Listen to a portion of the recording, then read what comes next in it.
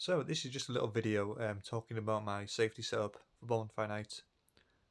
So this here is the aftermath from November the 5th. First of all, I'll start about talking about the rocket rack. So the rocket rack on the left, right? You can stick the sticks in the ground, especially when there's only 4. It's not really a big deal, but I do prefer using the rack simply because it's good for consistently getting the direction of the rockets to be all the same. Like if you're doing like 2 or 3 rockets at the same time, it's always a good thing to have them in this because they all pretty much go in exactly the same direction. Sometimes when you put it in the ground, they're going a bit different all over the place. But this I would recommend building one if you haven't got one already. This one here is just made out of pallet wood. One thing you'll notice about this is our spectators. You probably see there's a shield on the right hand side. So our spectators are behind the shield. I'm in the garden sometimes with the smaller stuff, which is probably about 7 or 8 meters away. My spectators are there at the other side of the garden wall, so they're about 15 to 20 meters away. So the safety precautions that I put in place, and I would recommend other people put into place, is like things like these.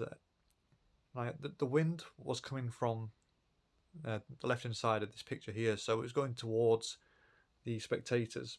It was only a gentle wind, but just to be extra safe, I put 2 pieces of wood, see, under the corner of the rocket rack. It's hard to actually see the angle on here, but what you can do is test them out with the smaller rockets. Like I always buy some cheap Hawkeye rockets from Aldi, and I'll use them to pretty much test the rocket rack out. So you're wanting the rockets to go. You don't want them to go on too steep of an angle, but you want them to pretty much go straight up. But you want them to be going forward. You don't want them to be blowing up either straight up or over the heads of the spectators. So this is a good thing to do, is like angle the rocket racks like this with the pieces of wood. You can do the same thing with the cakes as well. Like you can see there's a cake on here. You can see on the picture that there's a bit of cardboard on the one side of the cake, and what this does is it angles the fireworks ever so slightly. It's hard to see the actual angle on this picture here, but it angles it ever so slightly the other way. So that means that even if there's a wind, when the shells are blowing up in the sky, they're actually blowing up in front of the spectators. So that if there was ever like a malfunction, one of the shells was to say go up, not explode, and then land on the ground. It basically means that it would land on the ground, nowhere near any of the spectators. So this is why I like to do this with this and the rocket as well. Like with the rockets, if there's anybody in the gardens adjacent, I won't let them off until the people have actually left the garden. But luckily on Bonfire Night there was actually nobody outside in their garden, so I was pointing them in a very safe area. If you're pointing in like F3 rockets towards people, you definitely want to wait, because you don't want F3 rockets going wrong, or you don't want the risk of them going wrong. Like I was saying about the cakes, well, you can see that it's behind the shield, and it's obviously supported by bricks as well.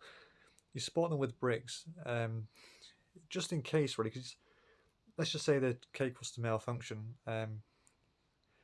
It can be knocked over, especially if you get a violent, like sometimes you can get like I've had it once where the lift charge blew out the fuse hole, so then the ignited shell stayed inside the firework before blowing up, which obviously that blew the firework over. Even with the bricks, it blew out. But the good thing was the shield stopped any of the shots from being able to go in the direction of the spectators, so it was all safely contained. You can also see on this picture here that there's a cone fountain, and there's a lot of powder in cone fountains. I've never had it happen before, but I've heard stories about them blowing up. On Bonfire Night, there was you can probably see there's some old fireworks at the end of the shield. So they were actually on either side. They're from like 2 years ago. So they were actually piled up either side as well. So basically, it was just to stop it. If there was any malfunction, nothing's going to get damaged. But you can see I put it also behind a shield, so obviously spectators are in the garden, and if anything does happen, nothing can get to them. I'd also recommend things like, basically, with this cake here, other things that I need to basically mention safety wise is, if one of these cakes was to like malfunction, like you light the fuse and it doesn't go off, just never return to it, because you could blow up at any second. So you want to leave it at least half an hour before you're going back to it.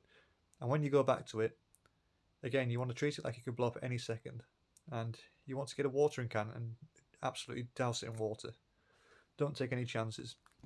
I'd douse it in water, then I'd leave it a bit longer, and then when you move it with a stick. Don't try to relight it, because that's when accidents happen. Just use it a stick at arm's reach. Make sure none of the cylinders are ever pointing towards you, and then you'll be able to basically maneuver it away into a safe area. And then obviously keep dousing it with water. I wouldn't touch it again until the morning afterwards. And then when you do touch it the next day, put it into a bucket of water. Other things you can see here, obviously there's a recycle bin in the background. That's just there to stop the greenhouse being damaged should one of the cakes fail. But this is a safety this is a my speech impediment. This is a safety sort of setup that I have, just to ensure the safety on the night. This is how I do it anyway. It's just it mitigates any risk, especially when you use less enough big things. Like I have some big rockets, like category F3 rockets, and I don't want them blowing up like over the top of the spectators' heads. I need them to be away. When they're blowing up in the sky, they need to be at least 20 feet in front of the spectators, just in case you get a dud. If you ever had a dud rocket before, when it goes up, doesn't explode, then it lands on the ground, but even after it's like minutes after it's been lit up, it could still blow up on the ground, and you don't want it to blow up on somebody's feet, do you? Because it's a little bit scary. So that's the safety setup, and I'd recommend, if you do set off fireworks in this country, I'd recommend doing the same sort of thing.